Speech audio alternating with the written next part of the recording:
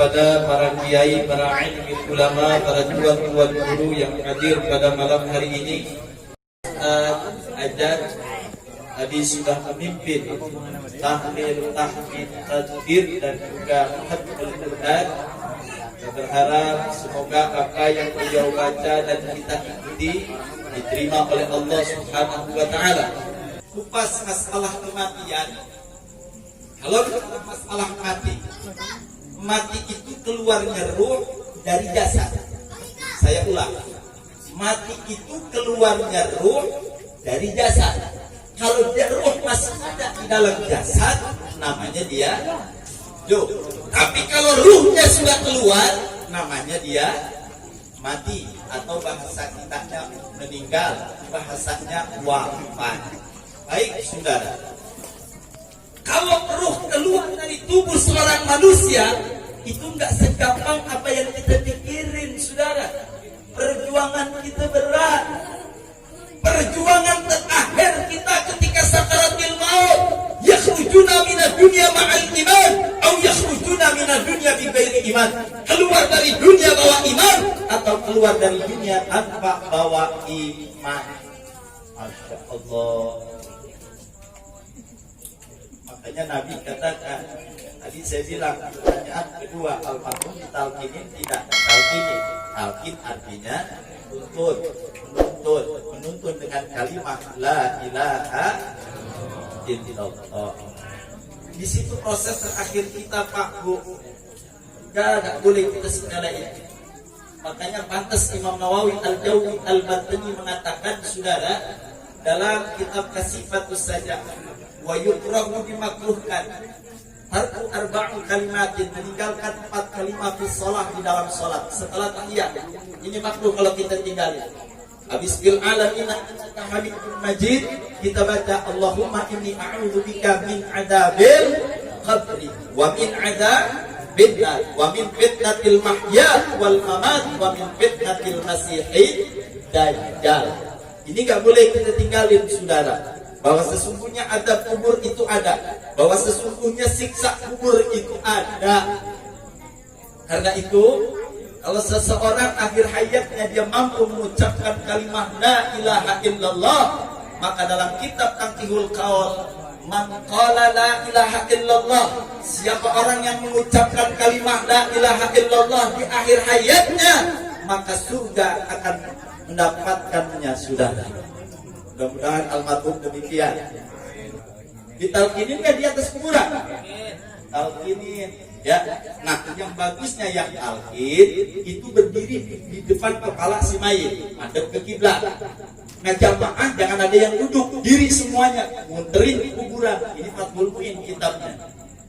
Jarak 1 tumpak, puterin ke kuburan. Nanti ketika pemimpin talkin bilang Abdul Latif falam anak la ilaha illallah, duduk. Itu adab dan tata krama, saudara. Jangan kita masuk kuburan ngomongin dunia. Maaf, Imam Ghazali katakan kalau kau ingin melihat orang yang keras hatinya, gimana dia masuk ke kuburan dia omongin urusan dunia. Malam orang lagi talqin, pojokan nongkrong di bawah pohon Kamboja, sambil merokok, nongkrong di batu nisan lagi. Udah ngomongin enak banget, apa yang diomongin? Alah, gue semalam taruhan bola. Orang sudah, betul. Apa beda ngomongin? Udah gitu duduk di batu nisan lagi, kurang ajar. Nabi bilang, kau lebih baik duduk di barang yang panas sampai mangkatmu kebakar, kulitmu kebakar, daripada harus duduk di atas batu. Makanya besok kalau dia PT tempong pakai tanah kuburan, dia punya adab sedikit, betul. Udah selesai itu, talqinin, doain, pulang. 7 langkah orang yang terakhir dan malaikat bukan. Ini benar, saudara. 7 langkah tuh datang munkar nakir. Kalau orangnya baik, basar mubasir namanya. Malaikatnya dia juga namanya yang beda, basar mubasir. Kalau yang bejat munkar nakir itu digolongin ke tanah, digolongin. Keluar masuk 2 malaikat, giginya berkali, rambut panjang sampai ke dada, suaranya bagaikan petir, matanya menyala bagaikan kilat, dan membawa sebuah gada. Untungan dah kitab Majmu'atus Salasul Rasail. Andai kata kepentungan diangkat dikumpulin dari golongan jin dan manusia dari zaman Nabi Adam ila yaumil qiyamah, angkat pentungan malaikat munkar wa nakir, enggak ada yang mampu buat angkatnya, saudara. Buat ngapain mempulangin kita yang jahat? Itu makanya pantas kata yang bikin talqin, apabila datang dua orang lalu melemparkan pertanyaan kepada, jangan kau takut, jangan kau gentar, jawab dengan ucapan yang fasih. Itu ajarannya tuh, kita bimbing ke si mayit. Nah selesai itu, ini ruh kamu udah ditaruh di sela-sela jasad memakai kapan. Kaget ketika melihat malaikat, ke depan mentok, kanan mentok, kiri mentok, masuk lewat hidung, disetop sama Allah di dada. Ini kitab Tadkiratul Qulub cerita. Ditaruh di dada. Bal al-yawma nahtimu ala afwahihim wa tukallimuna aydihim wa tashhadu arjuluhum bima kanu yaksibun. Ya Allah, pulang dari saya ingat di Citayam, murid saya dia meninggal, bapaknya, abangnya jagoan, ngamuk. Saya datang, pas selesai kita talqin mau pulang, ini abangnya duduk aja di kuburan. Saya pikir mungkin dia ingat dosa sama bapaknya, biarin deh pulang. Saya belum musibah, selamatan turun tangan. Adek dia bilang, Ustaz kalau nasihatin abang ini nggak mau pulang. Kenapa emang? Dia pengen di kuburan aja, jadi sekarang kita parahin ke kuburan. Jadi kalau dia tanya, bang kenapa nggak pulang? Ustaz, saya yakin dengan hadis Nabi, kalau orang pulang terakhir bakal datang dua malaikat. Terus saya tungguin biar malaikat nggak datang. Gila sudah. Saya terakhir saya tungguin biar malaikat nggak datang. Saya bilang sekalian lu bangun kontrakan. Agak peduli malaikat mau datang, mau tinggal mau kagak tetap bakal ditanya. Emangnya Sayyidina Umar. Sayyidina Umar orang yang tegas. Kata Nabi bilang, andai kata iblis laknatullah berpapakan jalan di gang yang sempit kayak gang ini, sama Sayyidina Umar kabur tuh iblis. Takut sama Sayyidina Umar. Ketika Sayyidina Umar wafat, Sayyidina Ali dia di atas kuburannya. Sahabat lain bertanya, apa yang kau lakukan wahai Ali? Aku ingin lihat Umar yang tegas di dunia, di dalam kubur dia tegas kagak? Minta sama Allah turun kasyafah dibukain oleh Allah. Dilihat senyum Sayyidina Ali. Apa kata sahabat lain? Bagaimana wahai Ali jawabannya? Wah demi Allah wahai Umar, bukan hanya di dunia kau orang yang tegas, di kuburan kau masih bisa tegas. Malaikat dibentak. Ada orang sini yang sanggup bentak malaikat. Munkar wa nakir dibentak sampai kabur lagi, balik kagak mau nanya. Ya Allah, ya Rasulullah, itu saking hebatnya para sahabat. Pulanglah bikin acara tahlilan, kalau pertama, kalau kedua, baru turun hukum. Kalau seorang suami meninggal, berarti si istri maaf jadi janda, anak jadi yatim. Ada hukum buat si istri tersebut. Apa hukumnya Ustaz? Si istri tersebut dalam keadaan iddah. Iddahnya bukan 40 hari. Lu ngaji di mana iddah 40 hari? Pinggir kali Ciliwung kali lu ngaji. Kadang-kadang nggak di sini, nggak di Depok, saudara. Saya bilang Ustaz saya nggak boleh keluar rumah ya 40 hari. Kata siapa? Kan kata agama. Agama nggak bilang 40 hari. Berapa lama Ustaz? 4 bulan 10 hari. Terus ya udah diam di rumah. Buka kitab buku dulu saya. Wanita yang iddah tidak boleh keluar rumah. Wanita yang iddah tidak boleh berdagang. Wanita yang iddah ya harus menjaga dirinya dari lelaki lain, saudara. Islam angkat derajat kaum perempuan. Coba kalau perempuan agak ada iddahnya. Kali kata tetangga, emang dada gatel.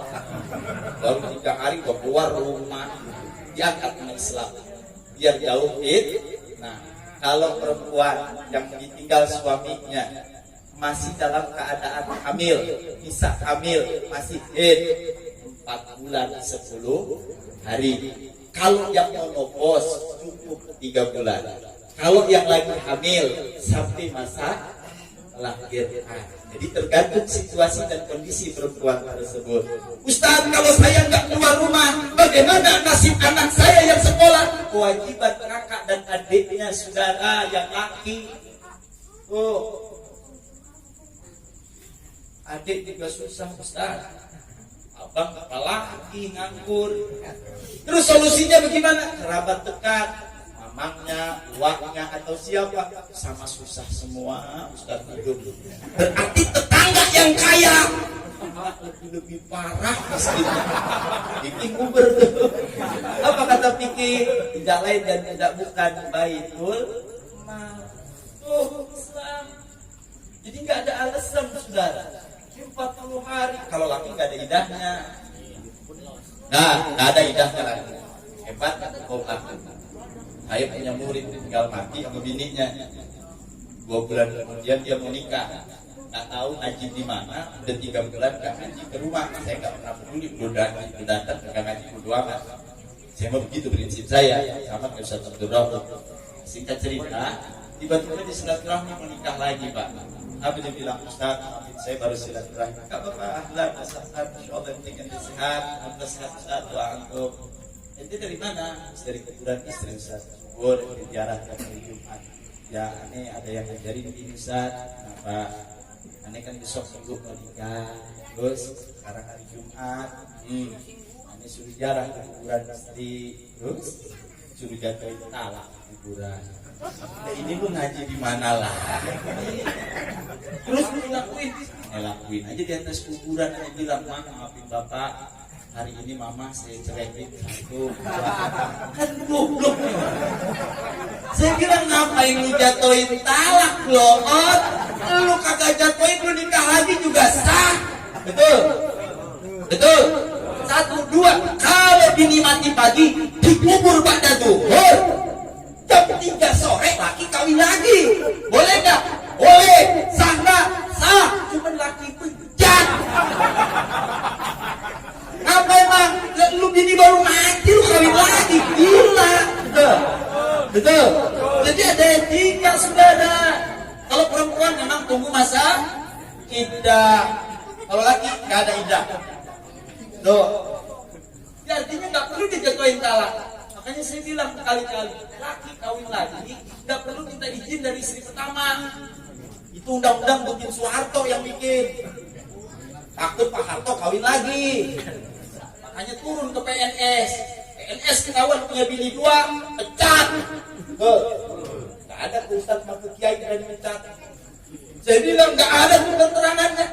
Sampai mampus kiamat kubro kagak bakal gini. Makanya bagaimana Ustaz solusinya? Bukan minta izin. Apa yang minta maaf? Laki kawin lagi gak perlu minta izin, terus minta maaf, selesai. Apa bang kawin lagi?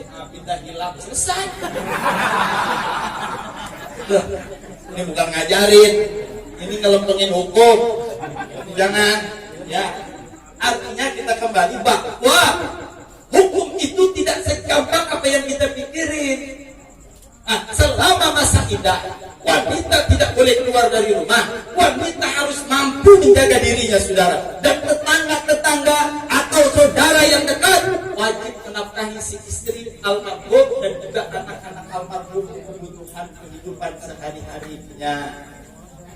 Karang taruna itu babak telur penghasbi bakal ditanya di yaumul kiamat. Semua di RT melulu disesat. RT bilang udah bisa-bisa ya Allah. Terus masih ada kelompok lain, ada kok Karang Taruna. Pasti lagi anteng-anteng surga ditarik. Ntar pun tanggung jawab ini gimana istri almarhum, anak-anak almarhum. Terus dicicil sudah. Makanya jangan sembarangan. Nah anak almarhum jadi yatim usianya berapa? 13. Kalau yatim itu bukan yatim, tapi du'afa jatuhnya. Ini jangan salahkan Pak. Bu, saya sering diundang acara santunan yatim ceramah. Saya kaget. Yatimnya mana? Ini Ustaz, astagfirullahaladzim. Dia mana? Emang apa Ustaz? Batasan yatim kata Imam Nawawi, kalau dia ditinggal wafat ayahnya dari dia lahir sampai masa baliknya dia yatim. Lebih dari masa balik bukan yatim, tapi itu apa? Kalau dia yatim, gue juga yatim loh. Gue meninggal. Jadi nggak terpaut dari usia, tapi dari balik, dari kecil nyampe baliknya dia. Tuh bahasa ya yatim. Udah dah acara malam pertama, kedua, ketiga, keempat, kelima sampai malam ke-7. Nggak sampai di sini kewajiban kita. Kalau bisa tiap detik, tiap waktu doain almarhum. Kalau bisa nih anaknya jarak hari Jumat, kalau bisa jarak ke kuburan bapak hari Jumat, insya Allah nih anak bakal bergolong anak yang berbakti kepada kedua orang tuanya. Nah, pesan saya ini, kalau kita punya orang tua di rumah, baru kemarin Pak, saya kedatangan tamu kawan lama, bapaknya usia udah 95 tahun, ya saya mandiri juga. 95 tahun dulu memang jawara, gabuan lah, setahu betul. Singkat cerita udah sekarat udah lama lah. Anaknya kemarin datang ke rumah, buah gede banget 1 liter. Satu dia ini banget, jadi di banyak acara kenapa bapak sakit sah. Terus baru kebuka kemarin paranormal kita undang mulai gila dan sudah banget kata paranormal polisinya buat semua buang-buang terus susah masih susah. Terus kalau nggak bacain air ini kita udah pada ikhlas, enak banget ngomongnya kagak punya dosa. Bacain air set kita udah pada ikhlas. Saya jawab biar kenapa? Dan nanti ya bahasa kasar maitat dan nanti bisa biar digampangin, digampang jangan pakai air. Kapan bisa ambil balok ke rumah gue, aku getok bapak. Betul ya. Mau ngapain pakai air? Habis kesian Ustaz, pandangan ente kesian. Ya orang tua ente dulunya mantan jawara. Ya orang tua ente dulu banyak guru di Banten. Tapi bukan karena ilmunya malaikat maut ogah cabut nyawanya. Bukan. Ambil hikmah sisi positifnya. Bisa jadi Allah lagi mengguguri dosa-dosanya. Di sisi lain, biar anaknya pada tahu diri lu berbakti sama orang tua. Terus bagaimana nih air Ustaz? Mau gue tumpahin atau gue sambit ke muka lu? Tinggal pilih. Ya udah nggak jadi. Akhirnya dia pulang meninggal. Telepon Ustaz, alhamdulillah bapak meninggal juga. Kan PA. Pakai alhamdulillah lagi. Gila nih anak. Bapak meninggal dia bilang alhamdulillah. Akhirnya dia bilang Ustaz, malam ini nih tadi minta ente hadir. Kemana? Acara bapak tahlilan, insya Allah hadir. Kalau nggak ada acara, tapi keluarga minta ente malam ke-7 ceramah Ustaz. Jadi malam ke-7 aja, betul. Dari pagi kita juga nggak punya acara. Terus kenapa saya terima undangan di sini? Abdullah, guru saya yang undang, serba salah. Kalau udah guru nggak takut dilaknat saya. Begitu. Tambah lagi Bang Hafiz. Jadi insya Allah hadir. Orang sehat hadir. Alhamdulillah. Sampai kebablasan lewat. Saya pikir lentengnya daerah mana, daerah sini, jamaah sangat banyak saya takjub. Terus sih acara kayak gini bertahan ya. Kalau ada yang bilang bid'ah, jadi jangan diributin, biarin aja. Kalau kita mau dialog, oh ini bid'ah, Nabi nggak pernah ngelakuin ini. Udah kita ngomongin bid'ah dulu. Kita bilang emang bid'ah kan sih malam ya bid'ah benar sallallahu alaihi wasallam ini segala sesuatu yang tidak ada pada zaman Nabi nya taklil, Nabi nggak pernah orang meninggal ini, Nabi nggak pernah ini bid'ah. Udah mulai patokan itu buka kayak lu ada nggak di zaman Nabi duit itu nih joget maksudnya muka kayak lu ada nggak di zaman Nabi nggak ada lu kalau nggak bilang bid'ah kalian di muka betul. Ramadan saya Pak tinggal pernah kejadian sebelum saya tutup. Tadi kan mahalul qiyam baca maulid ya. Sajidan syakiran hamidan ka'annahu al-badru fi tamami sallallahu ala Muhammad. Kita berdiri dulu. Apa sih berdiri? Karena menyambut kehadiran Rasulullah sallallahu alaihi Rasulullah hadir saudara. Tadi kita lagi baca maulid Simsudurat atau baca maulid hari janji itu atau ketika mahalul qiyam Nabi hadir. Allah, ini rumah berkah dihadirin Rasulullah. Tiba-tiba saya di BDR, oleh saya samping NT itu udah bakal berdiri. Mengapa? Wah, paling anti lah. Kalau dia bisa berdiri, dia mati blok kali tadi. Saya bilang, anda pasti sini samping anda bakal berdiri. Kalau hampir dia kagak berdiri, gue berhenti jadi ustaz. Ya baik deh. Celitnya jentar. Pas baca rawi lagi baca akhir-akhir mau berdiri mahalul qiyam, saya panggil tuh sahibul bait, lu siapin air yang gede gua haus, ntar gua ceramah harus banyak air. Siap Ustaz, ambilin air yang gede. Oke, buat tuh air gelasnya, saya taruh depan saya. Sajidan syakiran ka'annahul badru fi tamami sallallahu alaihi wasallam. Saya tendang aja tuh gelas, makan tumpah, jatuh dia bangun. Mau duduk lagi saya pegang, kiri aja ji, tanggung. duduk nggak kafir gini, nggak kafir gini, warga semua udah pada diri, ente berdiri, kita pegangin aja tangannya, ya malu, duduk basah, ustaz megangin, kami RW udah begini aja dari ujung. Saya bilang nggak jadi teh, gue berhenti jadi ustaz. Kelawan ente gini, beres acara takbir, kita ngobrol. Ustaz, kenapa nih nggak berdiri? Ya, ente kenapa ngucapin ulama? Nabi datang mustahil. Nggak mungkin Nabi datang. Logikanya gini, ente tolong jawab Ustaz. Andai kata malam ini jam yang sama, jam 9.04 malam Senin, 8 masjid semuanya ma'alul qiyam. Masa dia Nabi ngomong ke masjid ini, masjid sini, usahain amat tuh Nabi. Gitu sudah. Oh begitu. Anda jawab. Hari ini teman ente paling jauh di mana di Indonesia? Ente mau di mana? Kalimantan, Sulawesi. Anda telepon. Sekarang ente telepon loudspeaker. Suruh ngapain? Suruh keluar rumah. Ngapain? Bawa air seember. Ini bercanda ilmu udah keluarin. Lo panggil telepon 8 orang teman-teman yang di Bandung, Kalimantan, Lampung semuanya ditelepon. Ngapain ini Pak Haji? Belum keluar, boleh debat. Terdengar itu. Bawa air, terus apa lagi? Air seember bawa, taruh depan pintu. Suruh ngapain ini? Udah ikutin aja, taruh depan pintu tuh air. Coba tolong tanya, lihat bulan apa kagak? Lu pada ngeliat bulan gak semua? Melihat. Pertanyaan saya, kenapa dalam waktu yang sama, jam yang sama, detik yang sama, daerah yang berbeda, Anda bisa melihat bulan dalam tempat yang kecil? Jawab. Ya karena bulan tinggi, laulaka lama pelakul aflak. Kalau bulan bagi Anda tinggi, Rasulullah lebih tinggi daripada bulan. Sudah. Baru sampai gini hari dia mau naik lagi. Ketemu saya, mau buat tendang, mau gimana? Siap Ustaz punya diri. Nah, sekarang udah kalau dia berdiri. Dulu dia yang bilang, apaan baca Yasin? Sama aja kayak monyet bulu-bulu kurang aja. Apa dia bilang? Itu mayit tidak baca Yasin kagak nyambung. Coba lihat arti Yasin, nyambung kagak mau mayit? Tanya Ustaz Bro, kayaknya kagak ada yang nyambung. Emang benar.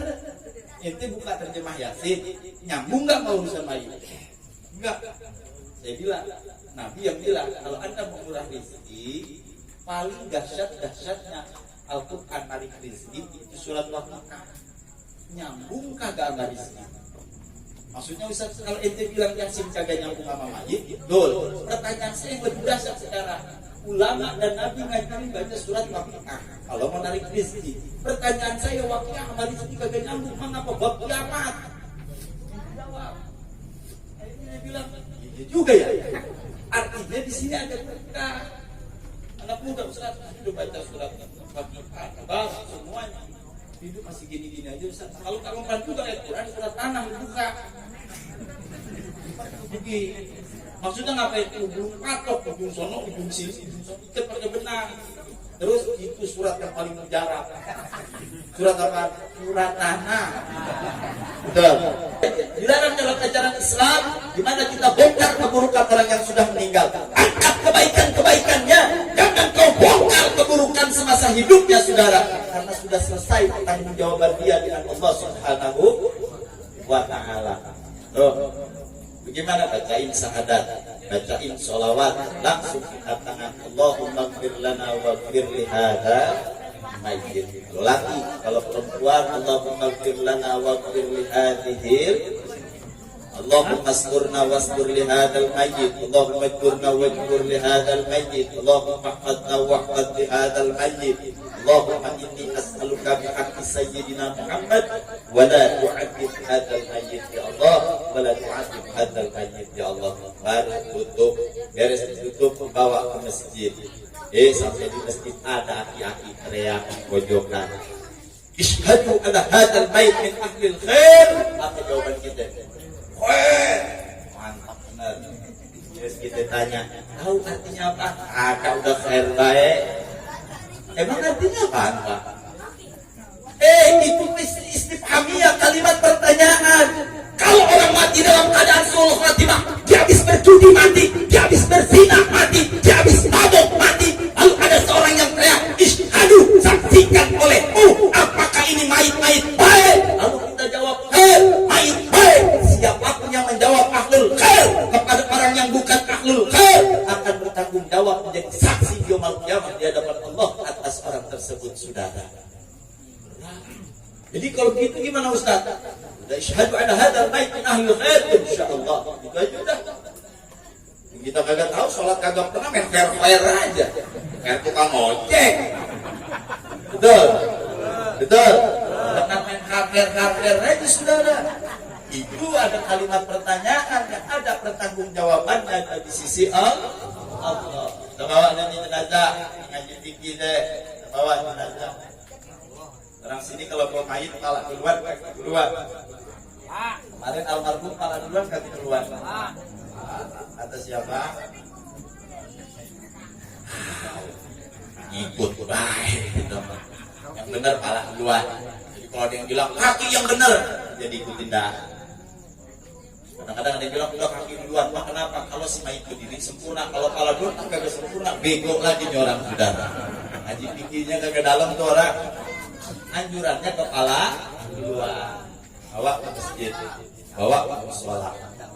Ya, ini maaf. Kalau ada yang kesinggung saya minta maaf, sengaja. Kalau orang yang rumahnya di masjid, mau sholat berjamaah nggak pernah tuh di masjid sama di musola. Di rumah kayak di rumah, mati tuh orang. Dibawa ke masjid, itu ruhnya bakal teriak. Gua mau dibawa kemana ini? Begitu sudah. Kayak mayit, gua mau dibawa kemana ini? Dengar baik. Padahal rumahnya berdempetan sama masjid. Dia nggak mau sholat di masjid. Ya begitu dampaknya sudah. Na'udzubillah. Ya, jadi intinya pesan saya kepada istri dan anak almarhum terus bertakwa kepada Allah Subhanahu wa taala.